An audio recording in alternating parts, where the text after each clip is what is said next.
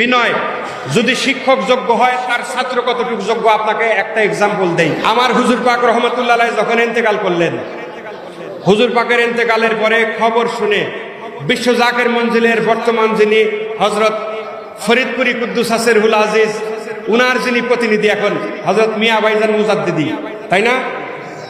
উনি কিন্তু একটা সেকেন্ডও দেরি করেন নাই। ফিজিক্যালি উনার সাথে আমার প্রথম দেখা বাবার দরবারে হুজুর পাকের ইন্তেকালের পরে।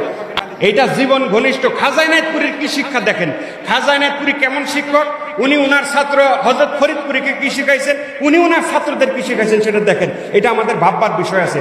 মিয়া ভাইজান মুজাদ্দিদি সাহেব যখন আসলেন এত বিনয়ী ভঙ্গিতে, সাধারণ পোশাকে এত বিনয়ী ভঙ্গিতে খুব দ্রুত বেগে উনি বাবার হুজরা শরীফে ঢুকলেন।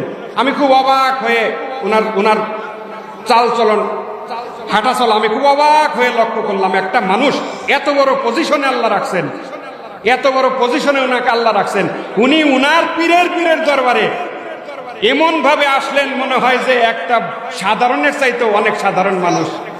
মাথা নিচা করে উনি মাথা নিচা করে বিনয়ের সাথে হুজুর পাককে দেখার জন্য প্রবেশ করলেন। কতক্ষণ পরে আবার বিনয়ের সাথে উনি বের হয়ে আসলেন। এটা হলো শিক্ষা। এই শিক্ষা খাজা এনায়েতপুরীর শিক্ষা। আপনারা সেই এনায়েতপুর শরীফে বসা এই শিক্ষা অন্তরের ভিতরে ধারণ করেন।